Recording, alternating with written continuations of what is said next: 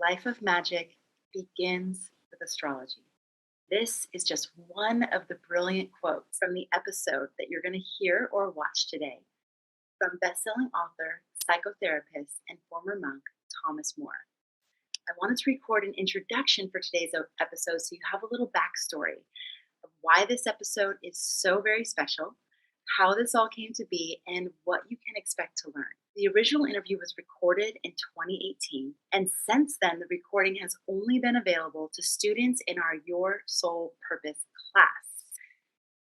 It was then, and it's still now, one of my favorite interviews that I ever recorded. So in celebration of Astrology Hub's 7th birthday and our 7 days of giving, we've decided to release it for the world to benefit. I believe this discussion of soul, astrology, magic, alchemy, and more, plus Thomas's insightful and beautiful presence, have the capability to provide a warm light in these trying times. Not only is Thomas More a best-selling author of over 30 titles, including Care of the Soul, Dark Nights of the Soul, The Reenchantment of Everyday Life, and The Planets Within, but he is also an advocate and true believer in astrology's ability to help us make important timing decisions, and even more importantly, how astrology can help us reclaim what he says the rational world has disregarded. Before I did this interview, I took questions from our students in the Your Soul Purpose class, and most of the questions that came through were focused on soul, because that's what Thomas is an expert on. But when I asked him question after question about soul, at one point during the interview, he stopped me and asked if we could talk more about astrology. I remember him saying, I talk about soul all day, every day, and I'm so excited to be here with you and your community, and that I get to actually talk about astrology, something that I equally love. And so we did talk more about astrology, and truly this episode spans a lot of territory.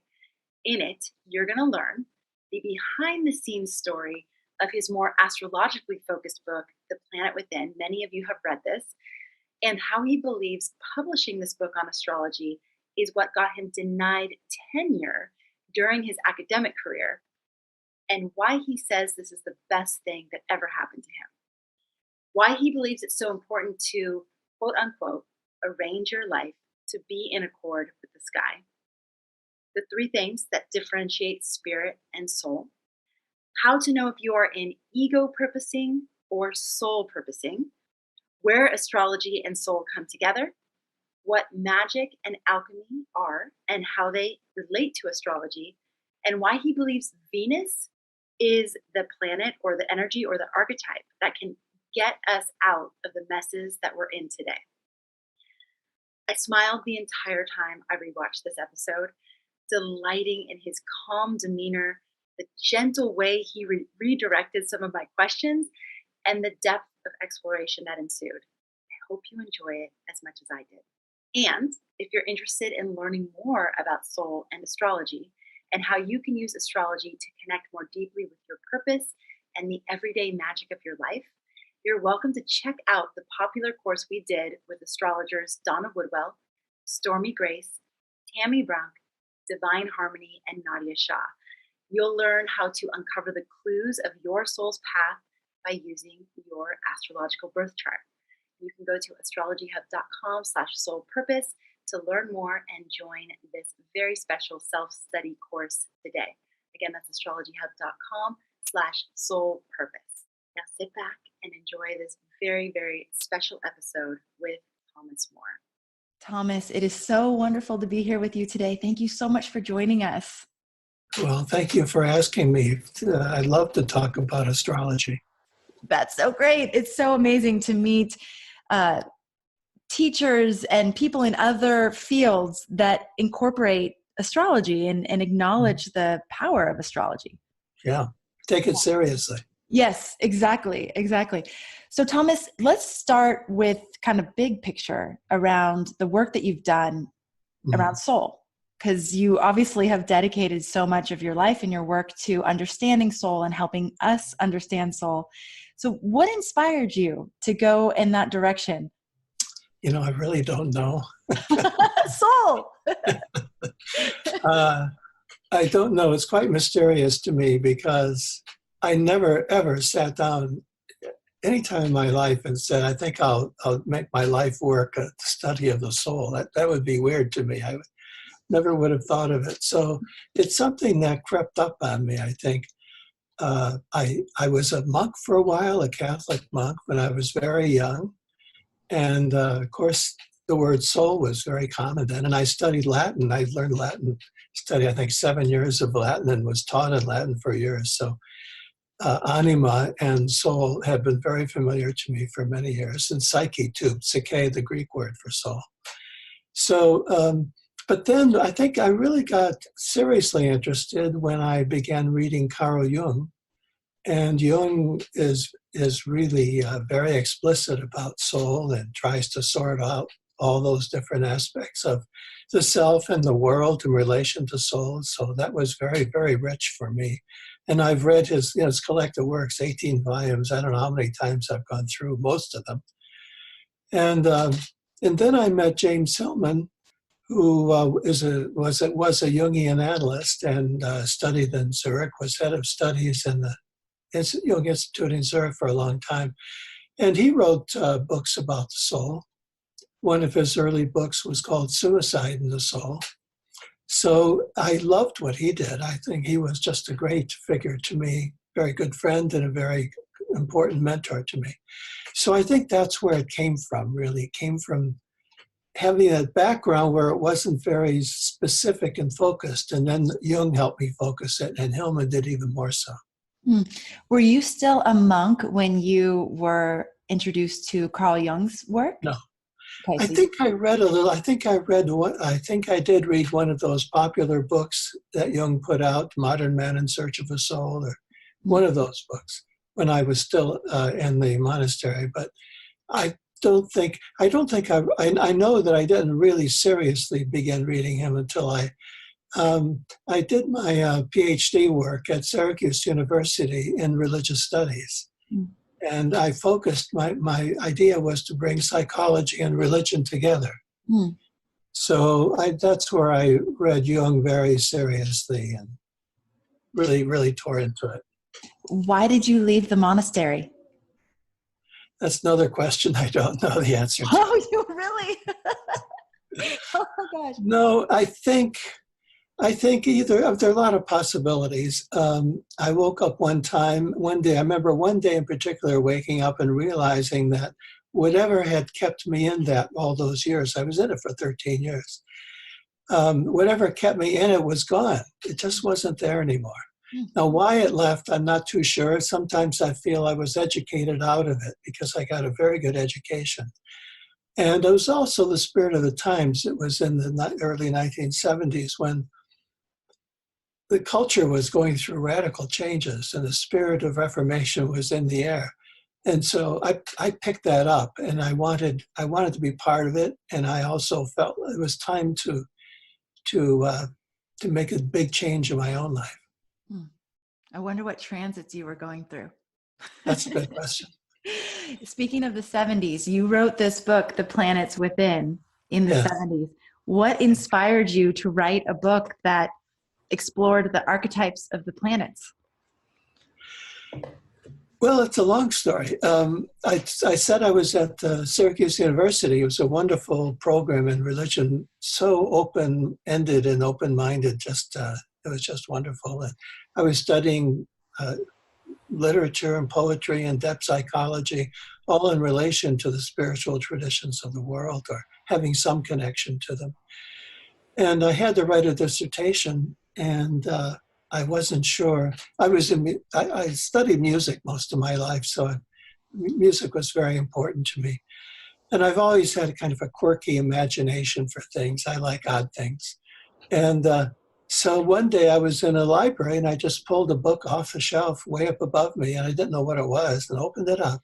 And here was an article about Marsilio Ficino, who was, they described him as an astrologer and a musician and a magician, magus, and a theologian and a Platonist. And he was a priest. And I Wow. thought, wow, I can really identify with all those things. So I had my topic, and he hadn't been translated then. His major work especially had not been translated. So, and I had Latin. I mean, I knew the Latin, although his Latin was very difficult. I used to feel that he just must have cut up words and sprinkled them around the floor and then put them together, because they had no order whatsoever. It was difficult to do it, but I did translate his book and wrote a commentary on it. Uh, and then that was very successful for me in my education. And then I thought it would be over with. I wouldn't even think about that topic again. But actually, a day doesn't go by that I don't go Wow. back to what I learned in that first book I opened up. So it was largely about astrology. It was based on the work of Al-Kindi, who was one of the Arab astrologers that Ficino relied upon. So it had those interesting roots in the Sufis and the Arabs and the great intellectual culture, and they were very interested in astrology. And Ficino was a very important figure in what is called the Hermetic tradition, which is a long historical tradition of magic, and most of the magic, which is usually ascribed to a mythical figure, Hermes Trismegistus. Most of that magic, the life of magic, instead of a rational life, a life where you live through magic, most of that magic begins with astrology. So, like alchemy too, alchemy is done with an astrological awareness for the timing of what you do. And magic as well. So whenever you do any form of magic, you include an astrological awareness as part of your practice. So I read Ficino's approach to astrology and found it very fascinating and deep. And so what I tried to do was take his work and make it sort of updated or make it relevant or intelligible to a modern audience. Well, and as I was mentioning before we started recording, so many of our students at Astrology Hub have now read your book because Donna Woodwell, she fell in love with your book. And so now she recommends it to all of her students, especially the students in our shamanic astrology course, because it's, like you said, the roots of magic are in astrology. And so there's a foundation that the students get so that they can then go on to study astrological magic, which is, yes. Well, that's great. That's very perfect.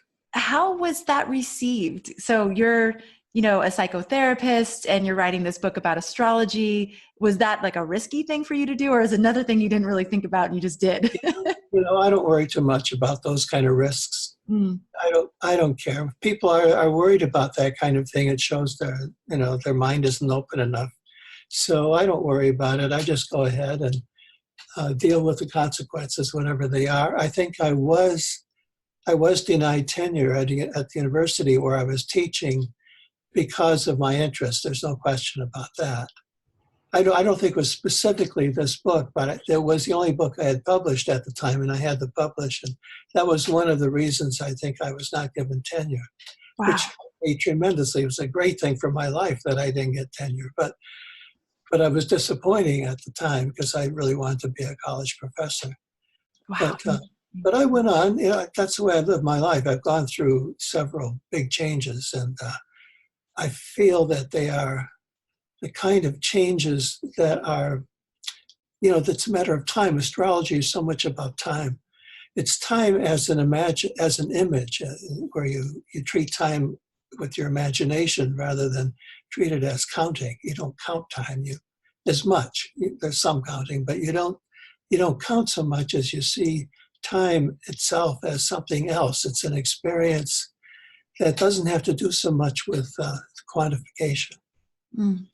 Have you witnessed more of an opening from people to incorporate? You said not a day goes by that you don't think about Marsilio Ficino and the things that you learned. So first, what does that look like? Like, how does it come through and how does it inform different things that you're doing? And second, have you seen a shift or witnessed a shift in terms of people's openness around this topic? I don't know if to start with your last question, I don't know if I've witnessed a change or more openness. What I've noticed is that, like our conversation today, I'm amazed that people are interested in this. I wrote that book so many years ago. I don't want to say how many years ago it was. And imagine if you did something, if you go back and look at something you wrote 10 years ago. Now, this is 40 some years ago that I wrote that. So I wince a little bit when I hear that people are using it, because I think I've probably advanced a bit since then in my thinking. But still, I think it probably holds pretty well. I think there is some equivocation about astrology in it that I wouldn't have today, but I was an academic, you know. Oh, yes. Like the beginning part where you're kind of making a case for it almost. I would cut that out. Do you know what's so funny about you saying that is actually, and she might get really mad at me for saying this, but Donna actually said to me, you know, in the beginning, he's kind of like doing the academic thing and making a case, but so just skip that part and go right to the planets, because that's where it gets really juicy. So it's so funny that you say you would cut that out anyways. Yeah, I wouldn't read it either, no. Well, I mean, I'm just saying, you know, that's a long time ago. You're bound to change. And I was in the thick of the academic world, and I just finished a PhD and was teaching at a university.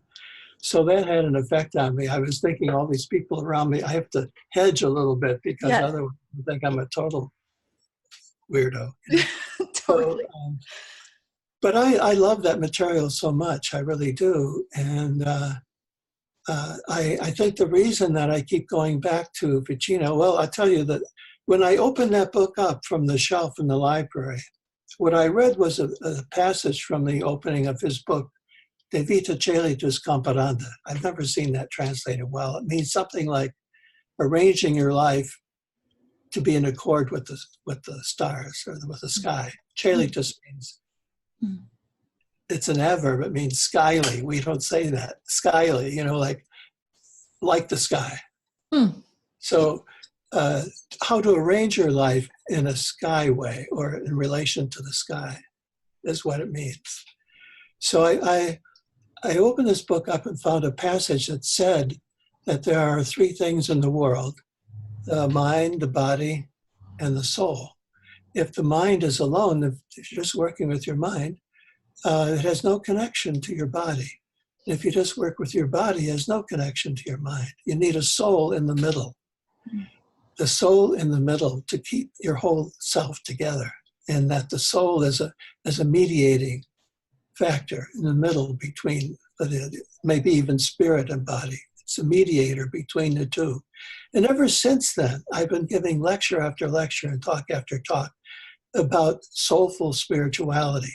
So what I'm trying to say is keep the soul connected to your spirituality, otherwise it's going to go off in a crazy fashion. So I keep talking about that paragraph I read those many years ago. Wow. Thomas, how do you differentiate between soul and spirituality? Soul, I have to tell you about soul to do that. Soul is deep. The word deep is connected with soul. It goes back 6th century BC is when they first started. I know of, first started talking about the soul as deep. So it's a very long tradition about depth and soul. So it means going down deep. Spirit tends to go high, up and high. You know, we always want, like, higher education is kind of a spirit activity, higher education. So naturally for me, I've been advocating lower education for a long time, going down instead of going up. And so that's one thing. Depth is really important, going into the depth, in depth into whatever it is you're dealing with, whatever it is. So you could call what I would want to do deep astrology. You know, it's going deep instead of high, soaring high and going up. If that metaphor works, you know, for what you're doing. I think a lot of astrologers go up; they don't go down. Interesting. So another thing that the soul is very interested in the past rather than the future. very interested in the past, very connected to the past. So we like, from a soulful place, we like antiques and heirlooms, old buildings, living in an old house, and, old ideas, all that past memories, keeping memories, photograph albums. And in psychotherapy, what we spend a lot of time talking about childhood. So there's a big emphasis on the past in psychotherapy. So that's all quite interesting. I think that soul is there in the deep and in the past.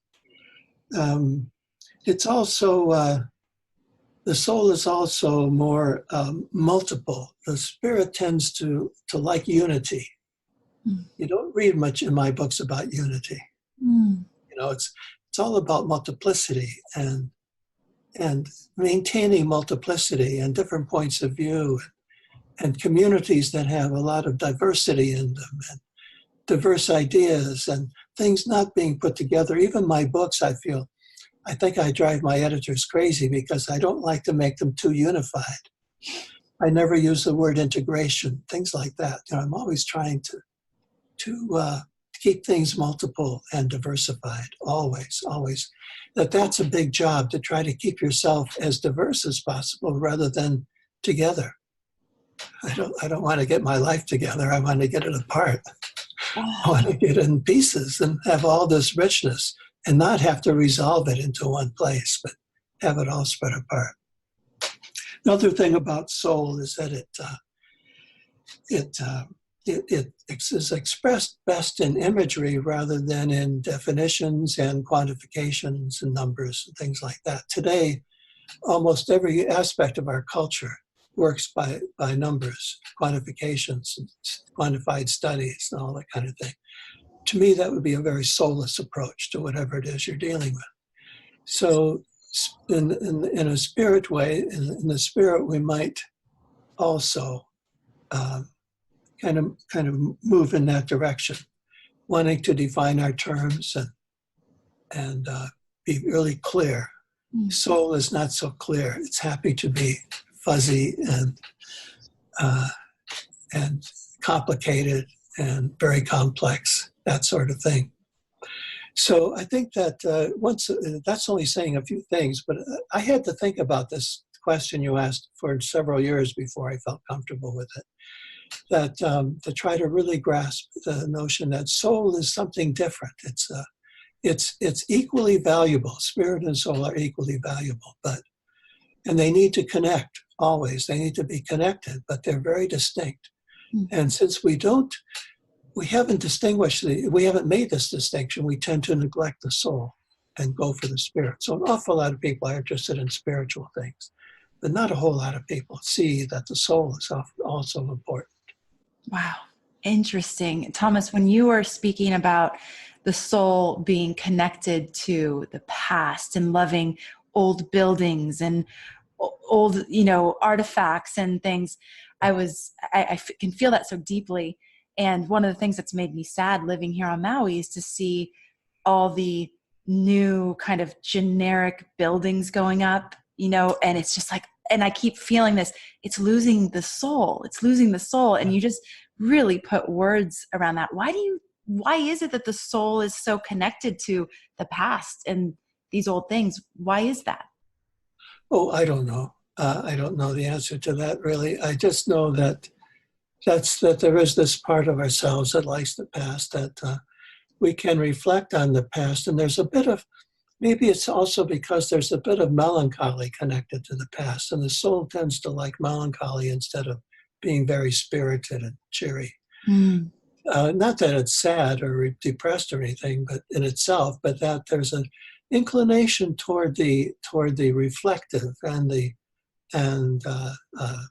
withdrawing and that sort of thing. So I think that's one of the reasons the past takes us to, you can't think about the past without having some melancholy, missing people that you think about. Maybe like for me, being an older person, missing some of the capacity and abilities I had when I was younger. Certainly missing people and places, wishing I could be in all these places I've lived. There's a lot of melancholy connected to the past. And I think the soul thrives on a kind of melancholy, not depression. That's kind of a clinical problem, psychological problem. Melancholy is not a problem. It's just it's a mood, or it's an emotional set that you feel when you experience and think of certain things. Mm. We did, I led a meditation for week 1 of the course, the Soul Purpose course. And in it, I had people sort of journey back to visit themselves at age like 5 to 7, and then at age 16, and then in their 20s, and really just like see if there's a thread or a theme that they could pull together. And some people reported that they felt really sad. You know, they felt sad in the process of visiting these parts of themselves, and they wondered why. But you've just really answered that very well. Now, see, what I do when I do that kind of thing, and I'm sure it sounds like what you were doing too, is I don't look for any answers in that going back. I'm not doing it for a purpose. Right. I'm not trying to extract anything from it. I'm trying to go back there for the sake of going back. Mm-hmm. And having the experience of going back in time and reflecting and thinking and telling stories and that kind of thing in itself. So as a therapist, when I talk to people about their childhood, I'm not trying to find out what was the cause of some problem they have in the present. Right. I'm going back to see what their soul is like. Who were they as children? Because they're still that. Exactly. I don't think we grow out of that childhood. We pile it up. We pile up all of our experiences on top of each other. We're very thick by the time we get older. We have all these experiences. We're not on a straight line where we've let that behind. We're like a totem pole. We have it all with us. All right, Thomas, I have been asking our students in the Your Soul Purpose course to submit some questions for you around soul. Many of them are reading Care of the Soul right now. Some of them have read some of your other books. Mm-hmm. So if we can go into that realm right now, that would be fantastic. Does that sound good? Tell me a little bit more. What is it that they're particularly interested in? Lots of different things. It's been so delightful to have the questions come back, because they're questions I wouldn't have thought of, and they're kind of in lots of different realms of life. So great. You're going to ask the questions. Great. Yes. Okay. Yes. Okay. Sure. All right. So Marty is asking, I would love to hear a bit more about how to identify when we are in ego purposing versus soul purposing. Yeah, I often think I'm doing and feeling things for my soul, but find it more ego related after the fact when I look back on it. Yeah.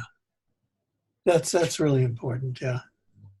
To distinguish even the self, I, from the soul, they're different.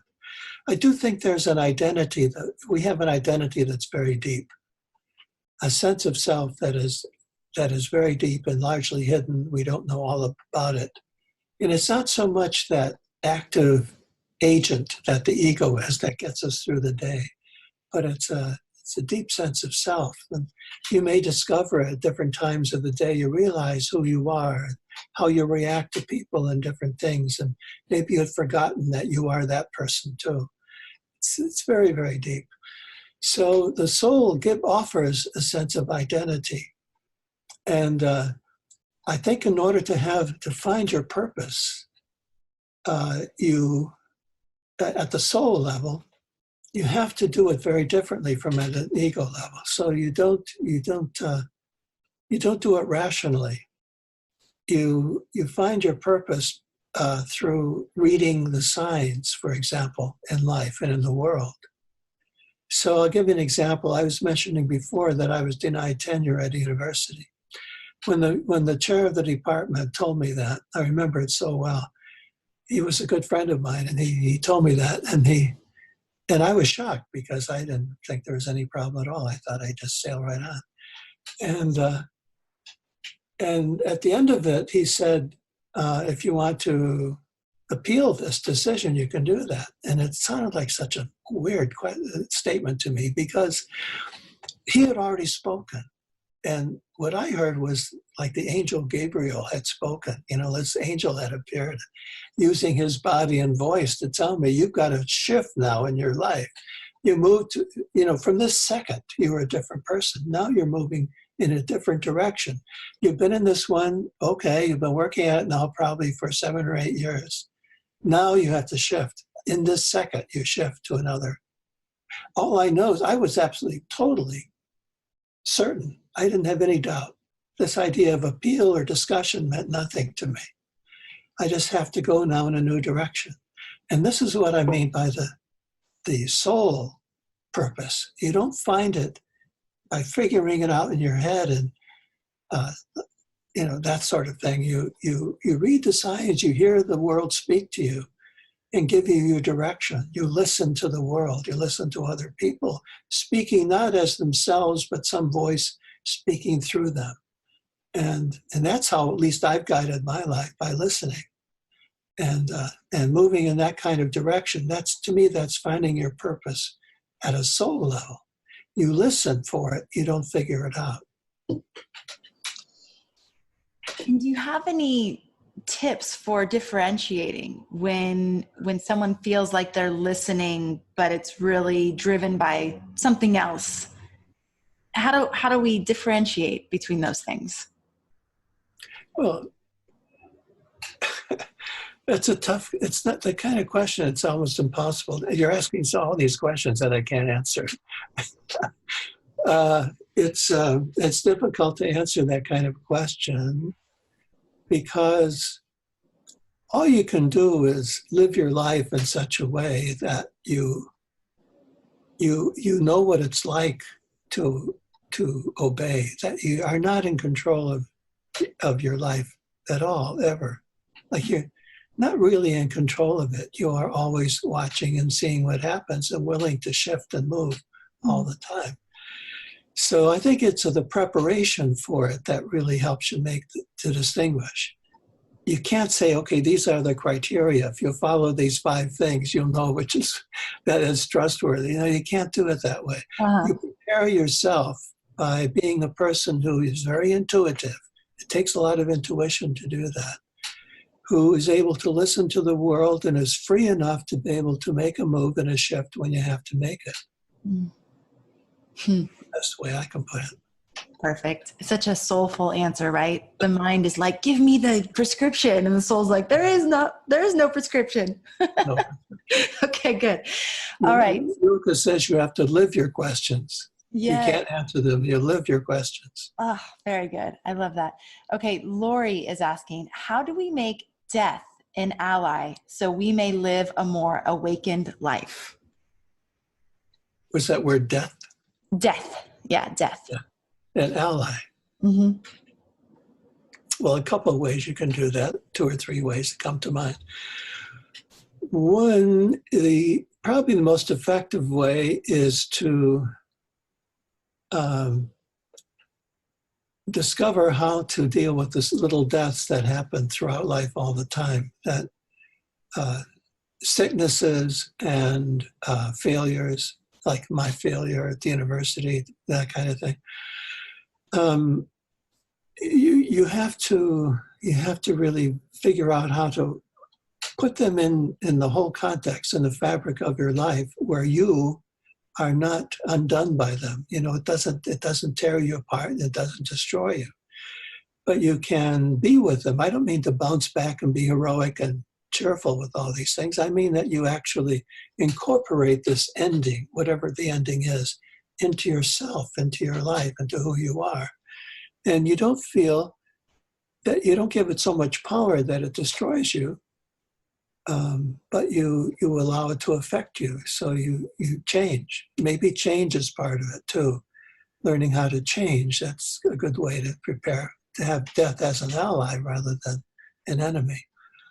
And I think another way to do it is to do what Plato said. Plato answered this question. He was asked this very question. And he said that you should be like a philosopher who reflects on issues all the time. And the more you reflect on life, what you are doing is you are entering the realm of death as you reflect. As you really go deep into the questions that you have and that are being asked. That is a kind of dying to life. You're stepping outside of life. you may just go off on a retreat, and suddenly that retreat is like a little death. You're no longer in the thick of your life, and you're not so active. You've shut down most of your body activity. You've shut it down. You've shut out your social life and all of that being on retreat. But you are reflecting. You are going inward, and that going inward is a way of preparing for death. So that's a good way to do it. I suppose meditation would be similar to that. Might be similar. And I think there's another way too, which is I feel it's really important to reflect a lot on birth. And this should be easy for astrologers. Reflect on birth, and you realize as deeply as you can that you were brought into this world without your choice, without your decision. You've been given this life, that's birth. And death is like you are invited out. It's very similar. And I think if you can reflect on birth and feel it, really feel that, and understand that you are here not by choice, and that none of your will is involved. There is no will. You're here. And it's a gift, it's a pure gift. And the invitation to leave is also in the same vein, same thing. So you don't think the soul decides to incarnate? You think that it's an opportunity that's given, but not really by any voluntary response? No, I don't see that. I don't see that. No, I think that, I don't know. It's a question I don't know. If someone else says something different, I really want to have a conversation with them about it. But when you ask me that question, I have to say that my attitude primarily is to be an observer and a receiver of life, and not one who's in charge and one who makes any decisions. I don't need to. Those decisions are all made. That's what purpose means from the soul point of view, I think. Your purpose is given to you. Your main job is to receive. And that takes a lot of effort. Here I'm going back to Rilke again, Rilke the poet, who says that. What he says is we need a flower like a mussel has. He calls it the muscle of infinite receptivity, like a flower opening to the sun. That's the image he uses. So a flower opens to receive the sunshine. But imagine a mussel opening that flower. He says that's the muscle we need in order to be receptive. I think to me, that is the most important thing.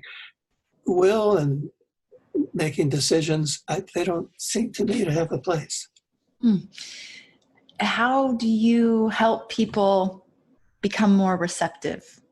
I know that's something that people struggle with. I think so much of our modern society is about like will and pushing and making things happen. So how do you help people take that different stance in their life?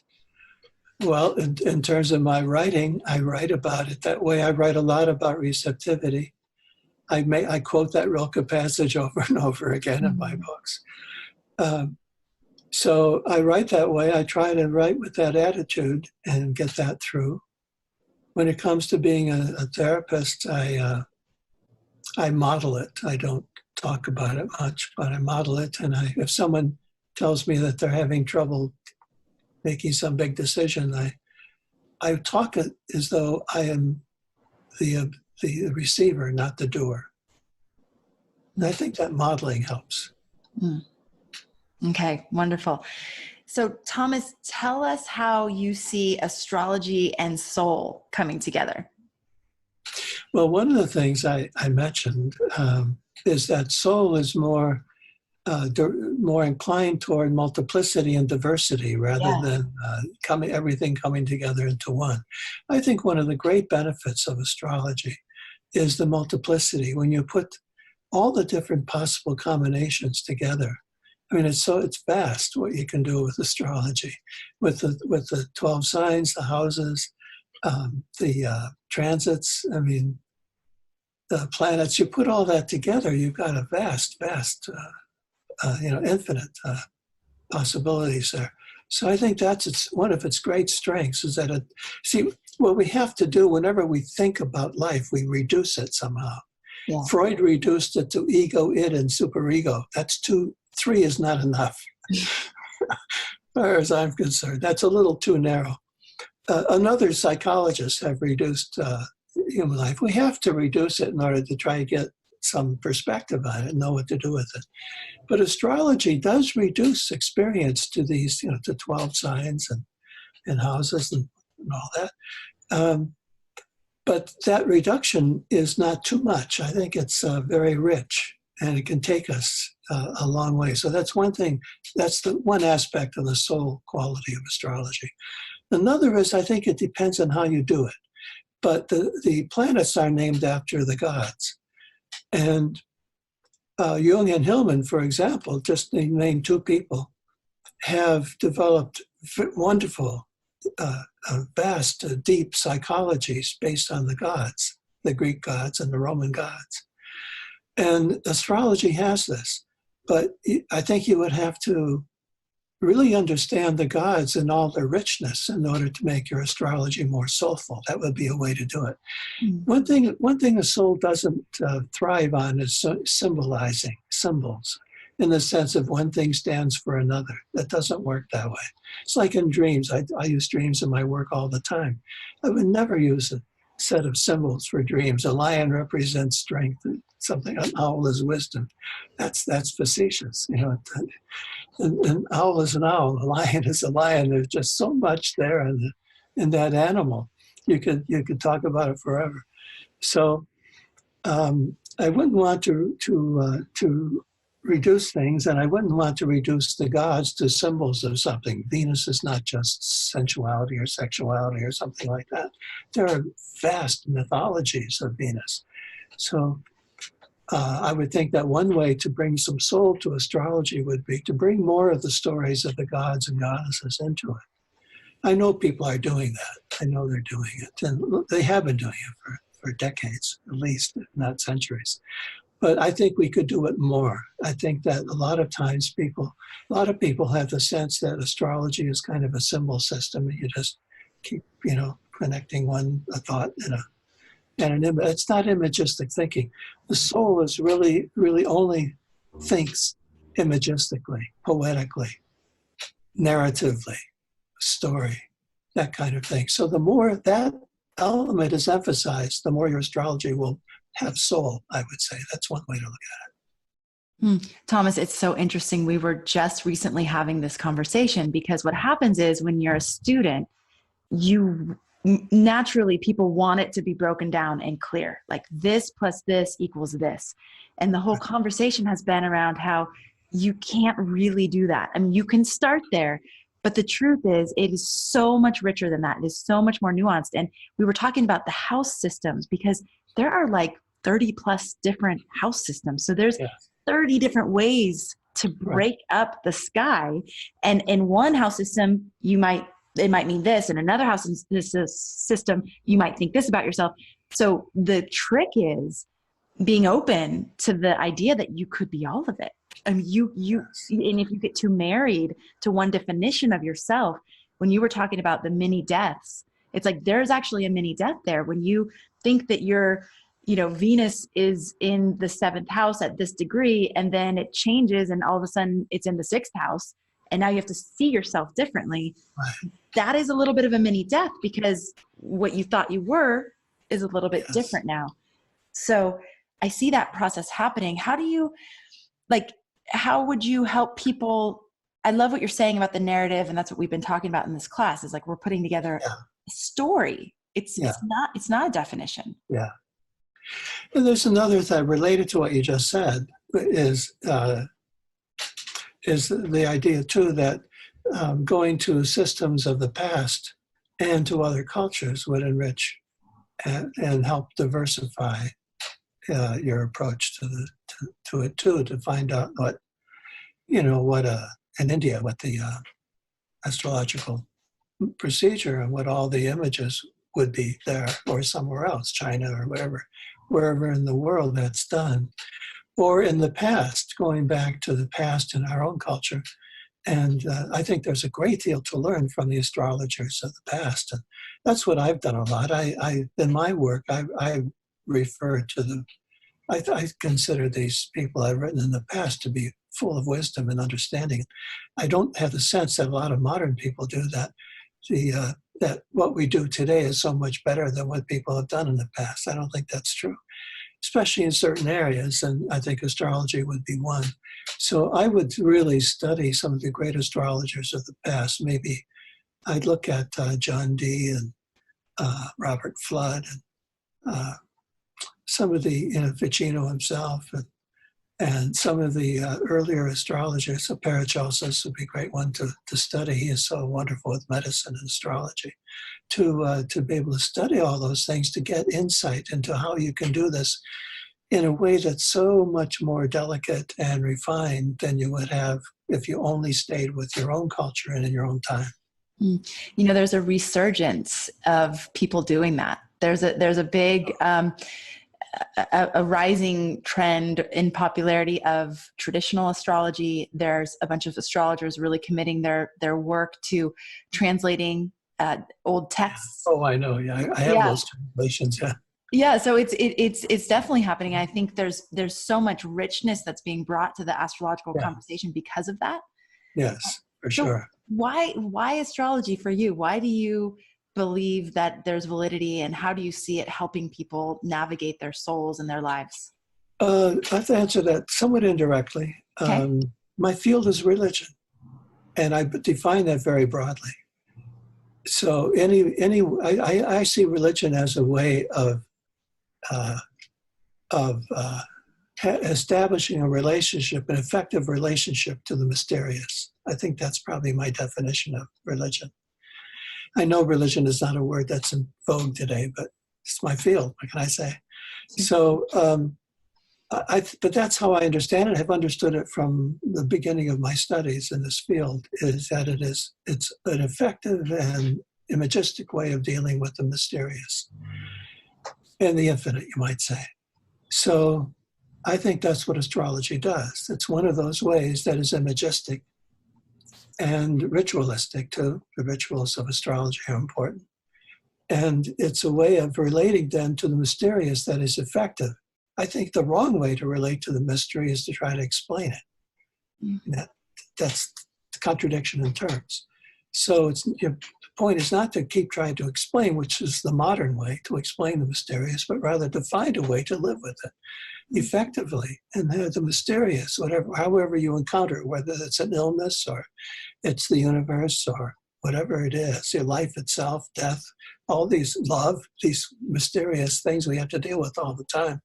These mysteries are so rich and make life worth living. But we need a way of relating to them, and it's not, as I said before, too reductionistic. We don't want to reduce it all to some rational system. That loses the whole thing. Then you don't have the mystery. But there are ways to do it, and astrology is one. Alchemy is another. I think alchemy and astrology are somewhat similar to each other. In alchemy, Jung has shown how effective alchemy is in trying to sort out the human life, human experience. And so the alchemist uses materials, earth materials like rock and stone and wood and chemicals and all kinds of things, little boy's urine, all kinds of stuff in the pot, putting it into the pot, and then seeing what happens when you heat it and seeing the visions that come out of all of that. Well, astrology uses the planets and the sky. And so it's using the physical world, but looking at it and seeing ourselves reflected. It's Robert Flood. Robert Flood wrote this book on the cosmos and the microcosmos. Mm-hmm. How these two are mirroring each other. And if you want to understand yourself, look at the cosmos. Mm-hmm. And so there's a way in which alchemy and astrology really help us deal with the mysterious in ways that individuals can handle. It's not religion like an established religion. This is a practice with a long tradition. And you can learn it and study it, and it will give you a very rich experience of yourself. My first astrology reading, so I had 13 years of Catholic school. My first astrology reading was my first experience of God.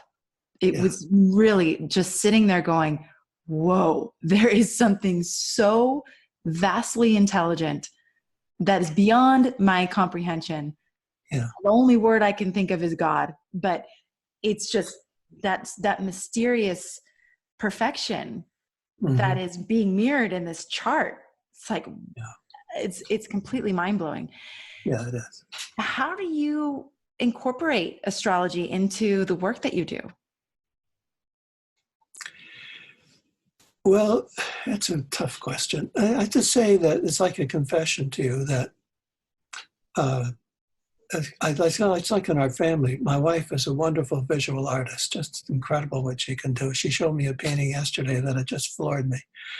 And but she can't do music at all, and I can do music, and I play the piano, most of the time, and I write music, and I just love music like that.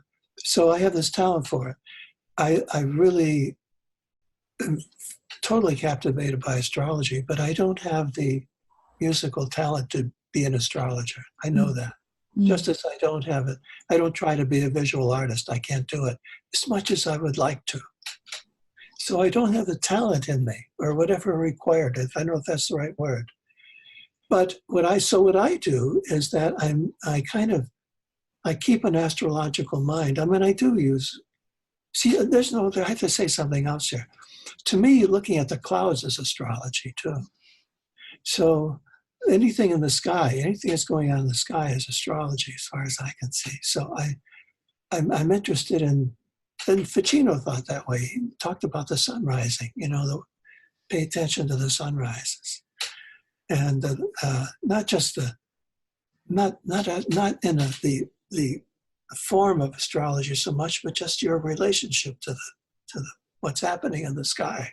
So I do that, and I do some things like I'm just about to plan an e-course that I want to do. And yesterday we were looking over to find the best day to begin. We wanted to avoid of course moon, and we wanted to, maybe a new moon would be a nice beginning. We built our house beginning on the spring equinox, things like that. So we're aware of that. My wife probably more than I, certainly more than I. But I feel that it's my way of being all the time. It's my relation to nature, and I'm aware of that. And as much as I can be of the specific astrological life, I try to be aware of. And I have astrologers helping me. I have expert astrologers helping me. There's a fellow, maybe you know him, Brian Clark, is an astrologer in Tasmania who is my guide in many ways. He helps me. I have other astrologers who guide me who are really, really good at it. And so I rely on them with big decisions. But the everyday is a relationship to this world that's moving around me. And so the alchemy and the astrology kind of blend together for me. I can very much relate with what you're saying. What kind of things would you go to an astrologer for? I know you talked about your house and when to launch your course. You say big decisions, you go to your guides. Weddings, big things like that, yeah. Those are the main things, but I might just check in with them about health issues or a project of a new book I want to write, something like that. Mm-hmm. Mainly it's something to do like that. I'm trying to see. Yeah, the other thing I do, just so you know, it's all of a piece for me. I use the obsidian stone. This is my little tiny version that I have on my desk. So I use this stone also to help me. This I use more often than anything else. I have it with me available daily to be able to look at. So it's all in the vein. It's in the vein of natural magic, magia naturalis. It's being in the world, living magically, which I think is the soul way to operate. Soul operation is magic. It's not figuring things out and planning and mechanical kind of activity. It's magical. So this is my main thing. Okay, 2 questions. What is magic, and why the obsidian stone? Well, let me start with the second question. Okay. So the astrologers that I met, some of them that I really like are John Dee, who was heavily influenced by Marsilio Ficino. John Dee was living at the time of Queen Elizabeth in England, and he was helping the navigators go around the world when they didn't have maps, and he was using this stone and astrology together. And they tended to use the magic and astrology as parts of a whole. And so he used the stone to do that. And when I first came across that, I was at the British Museum and I saw his actual stone. At least they're pretty sure it's his stone. And it's from Mexico, just like this. It's a volcanic stone. And so I got one done. So when I thought, well, John Dee was doing all this, I could do a little bit with it. And so it took me a while to get used to it, to figure out how to do it. I learned just by practice, working with it. And now I know how to do it, I think. And I've been doing it for many years. And so what it does, it gives me a very concrete way of getting out of the rationalism that's all around me. The stone helps. It's a thing, it's something there, and I can look, and it does actually really sparks the intuition. Gives us good answers. It's a wonderful thing to do, I think. So I combine those things. Natural magic means it's natural. It's not supernatural. Nothing supernatural is happening. It's natural. So one of the great magicians was a man named Trithemius, who was an abbot of a religious community. And all he did for his main magic was coding and ciphers and like alphabetical codes, like they used in wars, where when they used to, in the Second World War, they used to send these messages and just have letters out of place and that kind of thing. Well, that was a form of natural magic. It's nothing supernatural about it. You just figure it out. But it has a magical quality to it because you get this message and it's totally unintelligible. And with this little key, you can figure it out. So that's natural magic. And I think people in business like to find the magic word that will make people buy their product. That's magic. That's where we see magic today, using calligraphy and words, very much like Trithemius. His natural magic was about words and letters. So that's one way to do it. There are other ways besides that. Color could be a very important part of the magic of your life. What colors to wear? What to dress? That's very Ficinian. Ficino was very interested in what colors you wear. And he gives specific instructions what colors you should wear for different purposes. And he also says aromas. He would use different aromas and maybe perfumes and colognes. Not just to say, oh, that feels nice, but this is where I am now in my life. This is what I need. Sort it out by saying, this is what I need today, but now at this point in my life. So it's a very interesting, rich, detailed way of living. It's natural, but it's magical at the same time. I don't think the average person today would understand why it's so important that you wear a certain color on a day, not just because you like it or it goes with your hair or your skin or something, but because it's going to affect your soul. And that's where the magic comes in. Wow. Which planet do you resonate the most with, or do you work with calling in the different kind of planetary energies? Which planets are you, or do you feel your soul most reflected in? Oh boy, it's hard to say because all of them have a place. The first ones that come to mind, though, are Venus, because in my studies of psychotherapy, which is really my main interest, the practice of therapy, is that Venus, or Aphrodite, is the main goddess associated with the development of the soul, with healing the soul. And that makes a lot of sense to me. And it's, I think, the goddess who could heal our society. I think Venus is the one we offend most. The Greeks thought, and Hillman taught this over and over again, that the problems we have and the illnesses we have, the difficulties, are all due to the neglect of a god or goddess. Planet, you might say. It's by neglecting, by not giving them their due, all of them. And so I think the one that we have most offended in our world is Aphrodite, beauty. We don't understand the importance of the beautiful. So, and as a result, we have all kinds of trouble, just all kinds of trouble. Until we go back to offering her some regard, we're going to be in trouble. For myself as a writer, I really honor Mercury or Hermes. And as a therapist, Hermes is really probably the main spirit in my work.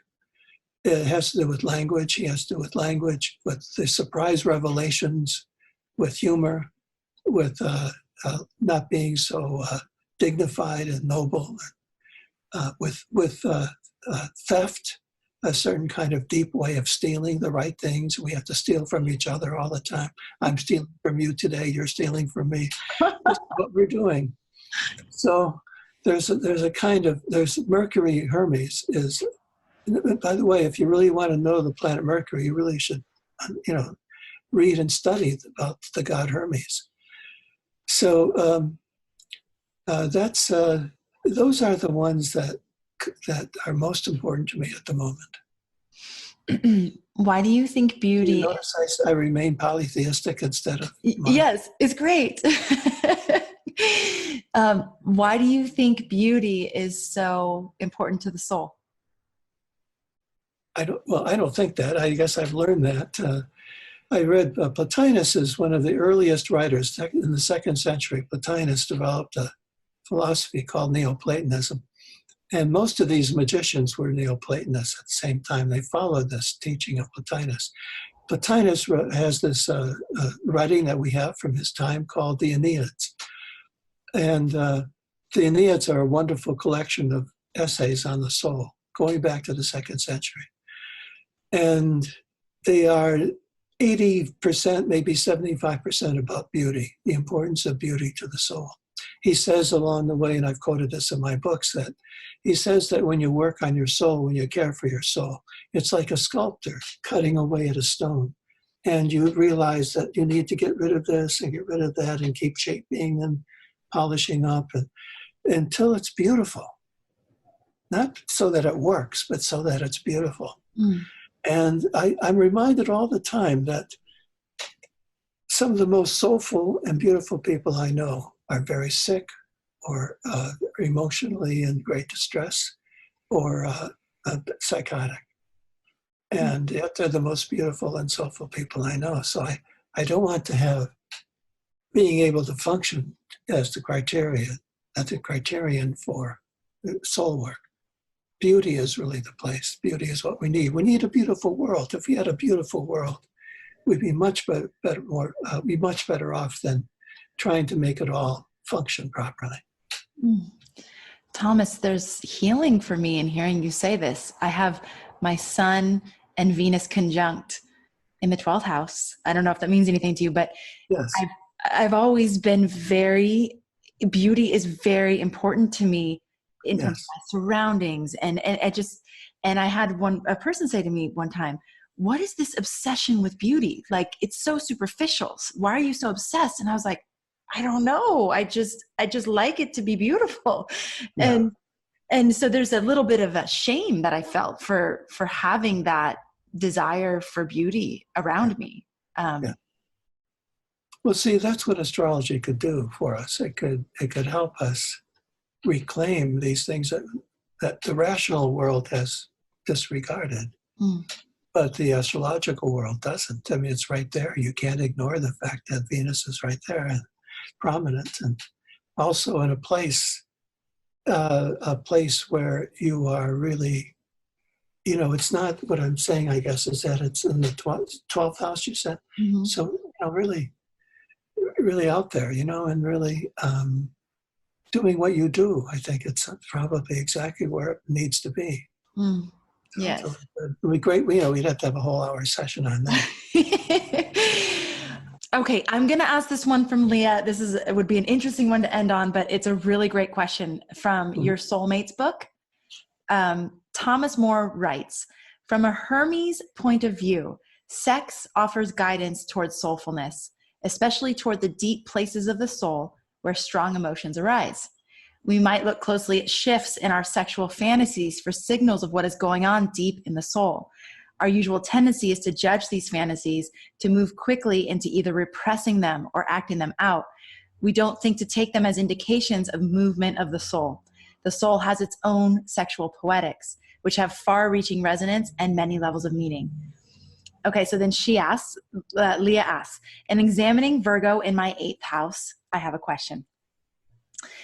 How can we best honor the archetypal movements of soul and eros in our lives while still maintaining an inner sense of morality and respect for our significant relationships?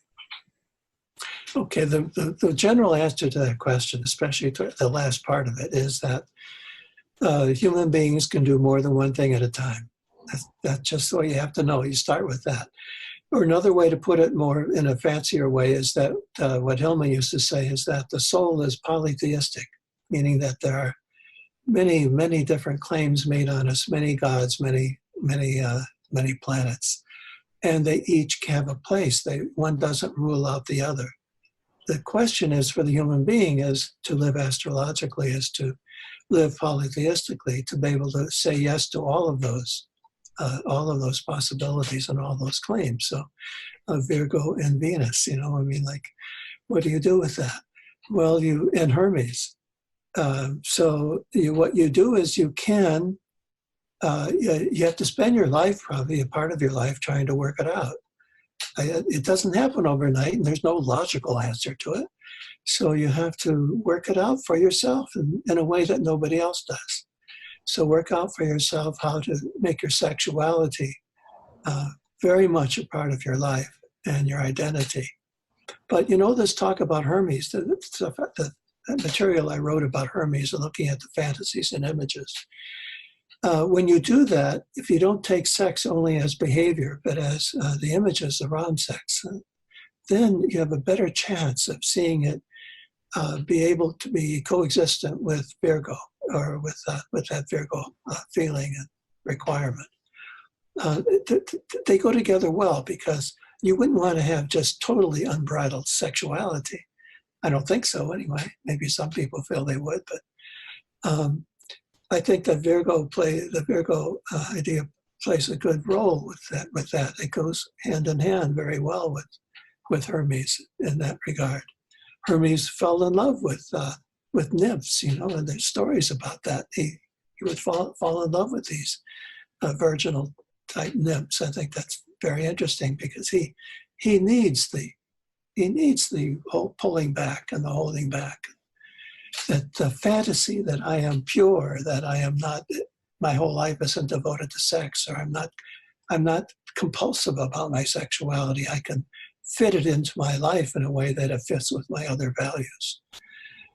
So I think that helps, if you follow me. I think I'm moving kind of quickly there, but if you don't make Hermes too narrow, or sexuality too narrow, but see that sex is really about images. When you have any sexual fantasies, you don't have to take them literally. What do I do? Do I do this or do I do that?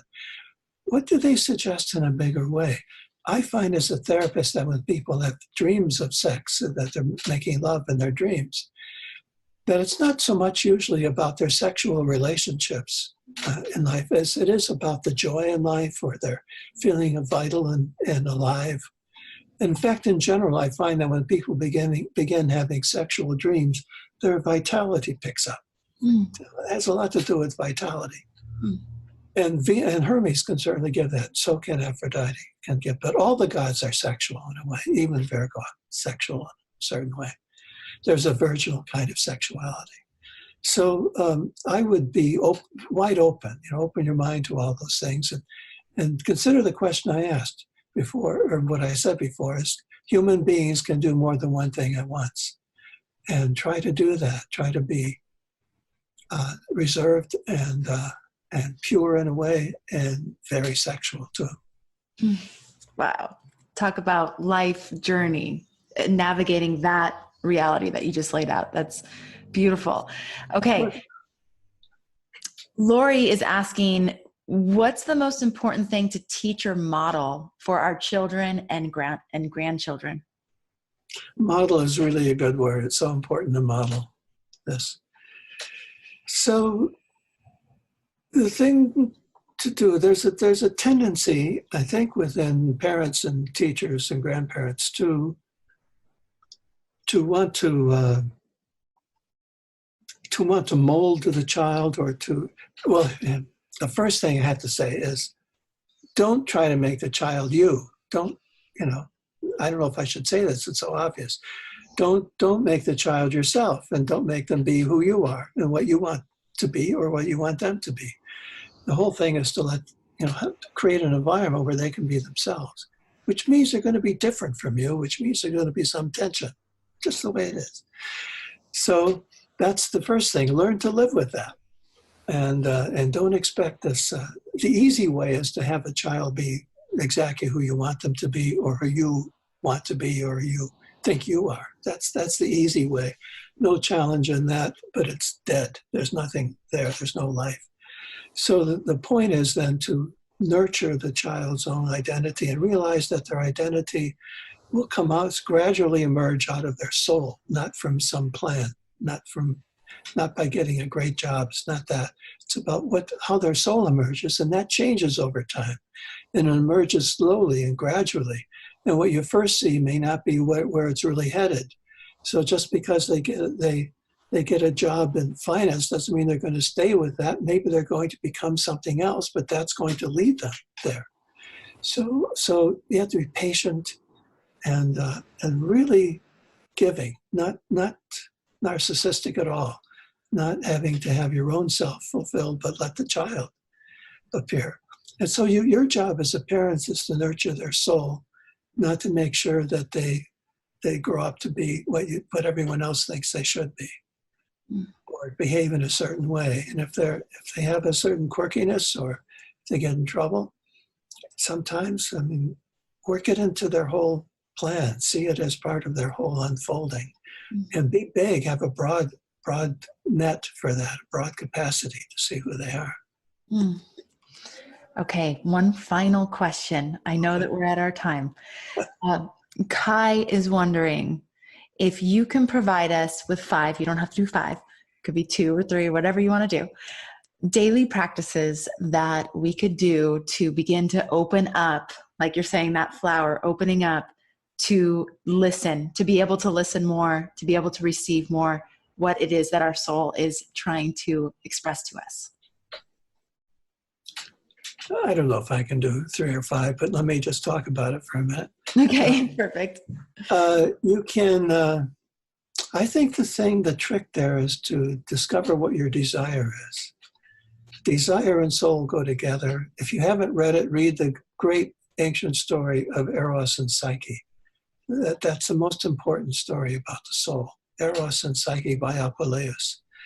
It's available all over the place. And it's a really, really good story about the development of the soul.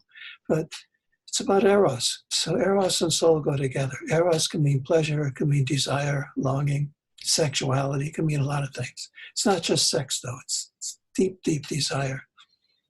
I understand Buddhists have some trouble with that because they may have been taught that the noble truths say that suffering is caused by desire.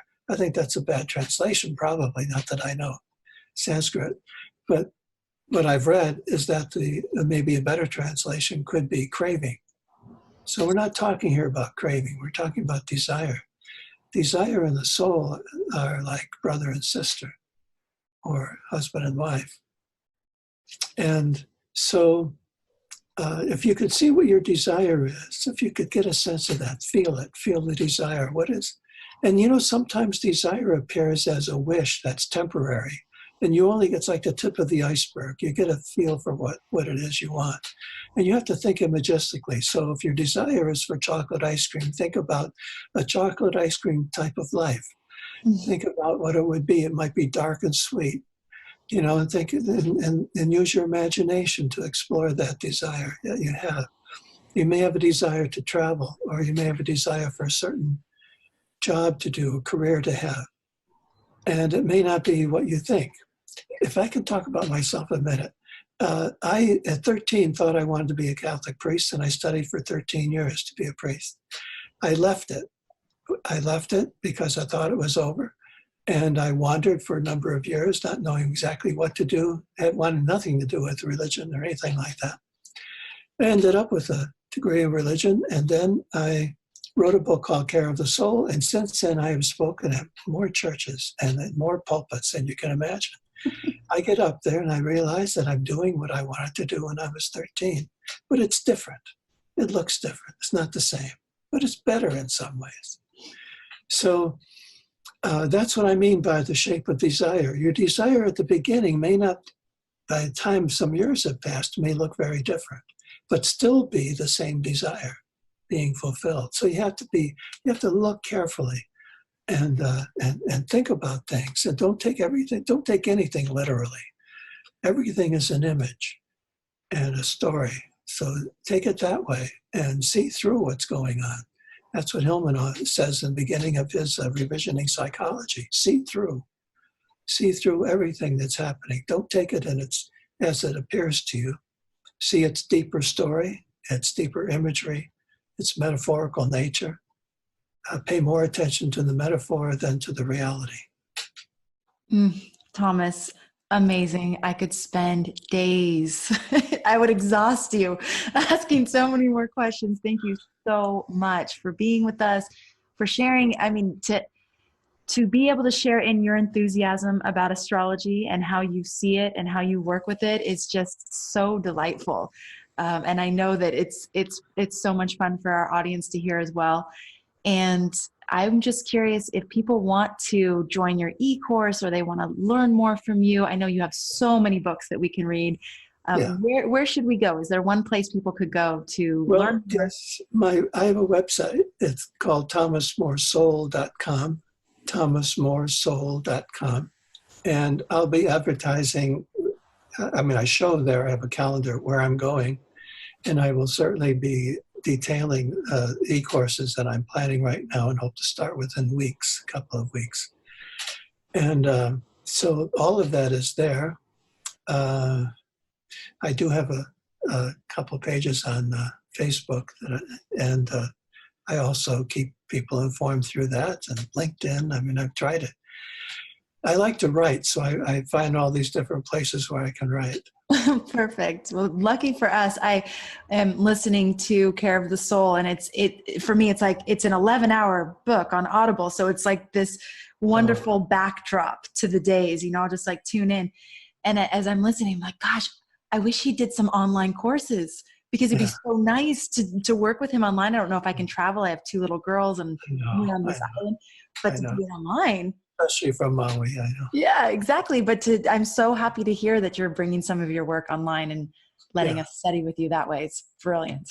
Thomas, thank you so, so much. It has just been a complete and total pleasure to be here with you today. Thank you, too. Thank you for inviting me and for those wonderful questions from people. They're really terrific. There was lots more. Maybe someday we can do a part 2. But this is good to me. This is a great start. Thank you, Thomas. Okay. And I look forward to connecting with you again soon. Okay, bye. Bye-bye.